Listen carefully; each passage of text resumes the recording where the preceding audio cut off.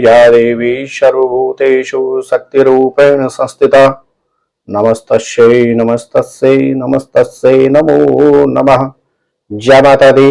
नमस्कार, आप देख रहे हैं एस्ट्रोदेव और मैं हूं डीडी शास्त्री। इसलिए दर्शकों, प्रत्येक वर्ष 4 नवरात्र आते हैं और इनमें विशेष तौर से चैत्र और आश्विन नवरात्र बहुत ज्यादा प्रसिद्ध है। इसके अलावा माघ मास में और आषाढ़ मास में आने वाले नवरात्र को कहा जाता है गुप्त नवरात्र।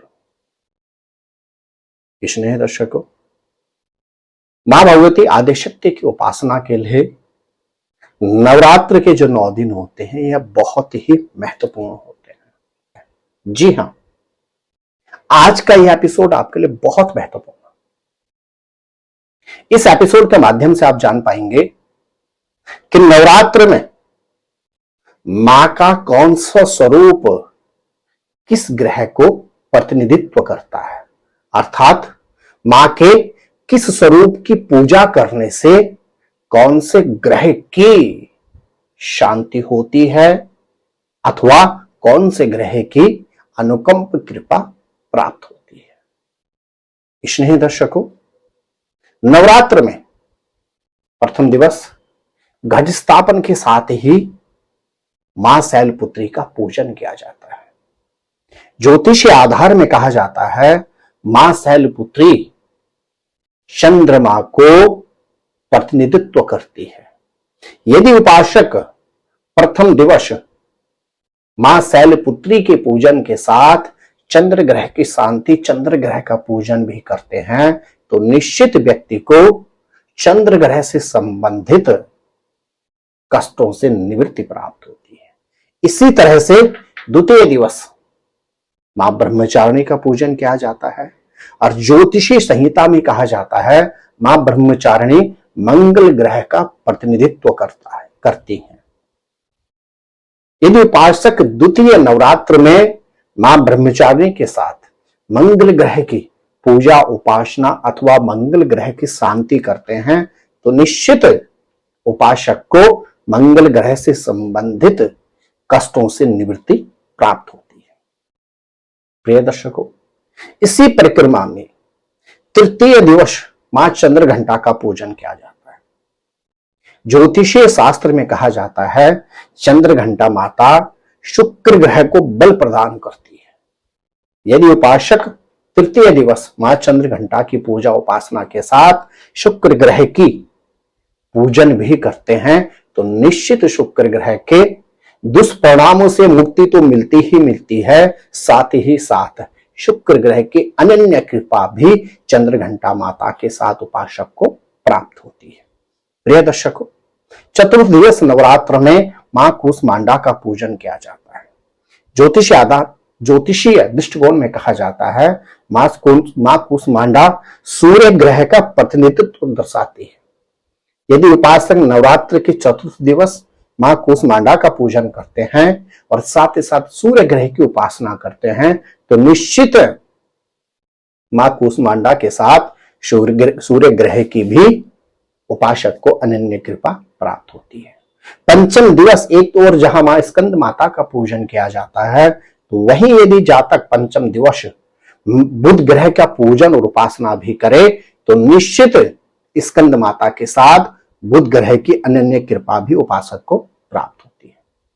छठे दिवस नवरात्र में मां कात्यायनी का पूजन किया जाता है और कहा जाता है इस दिन यदि जातक कात्यायनी माता के साथ बृहस्पति ग्रह की पूजा उपासना करता है तो निश्चित मां कात्यायनी के आशीर्वाद के साथ बृहस्पति ग्रह की अनुकंप कृपा आशीर्वाद उपासक को प्राप्त होता है और बृहस्पति देवगुरु बृहस्पति किसी भी व्यक्ति के जीवन में बहुत महत्वपूर्ण होते हैं।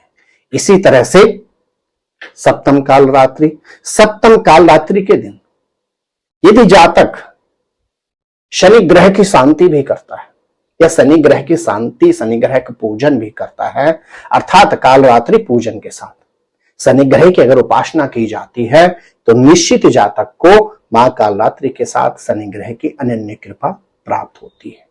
इसी क्रम में अष्टम दिवस मां महागौरी का पूजन किया जाता है। ज्योतिषी संहिता में कहा जाता है यदि जातक मां महागौरी के साथ राहु ग्रह की शांति भी कर लेता है अथवा राहु ग्रह से संबंधित वस्तुएं दान करता है तो निश्चित जो व्यक्ति के जीवन में अवरोध, राहु ग्रह से संबंधित मतभेद, वाद विवाद चल रहे होते हैं, उनसे जातक को पूरी तरह से निवृत्ति प्राप्त होती है।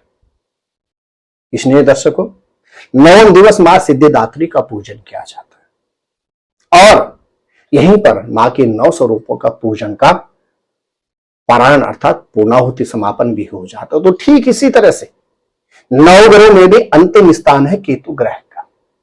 यदि जातक नवम दिवस मां सिद्धिदात्री के पूजन के साथ केतु ग्रह की शांति भी करता है या करवाता है तो निश्चित केतु ग्रह के अवरोधों से भी व्यक्ति को निवृत्ति प्राप्त होती है, केतु ग्रह के कष्टों से भी व्यक्ति को निवृत्ति प्राप्त होती है।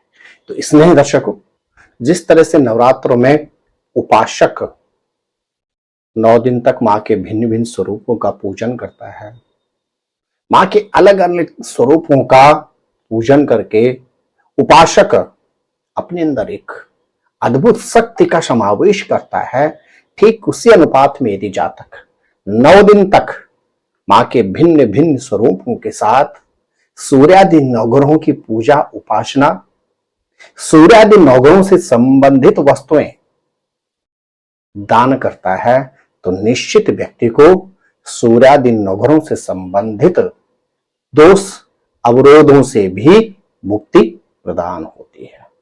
इसलिए दर्शकों,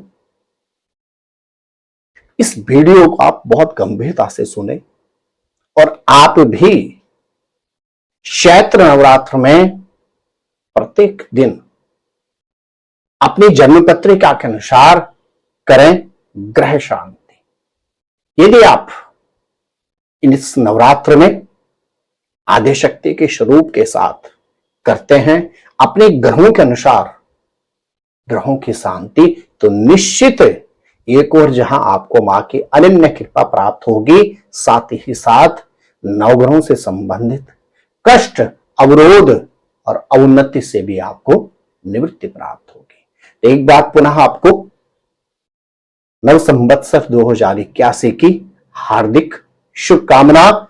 जय माता दी, नमस्कार।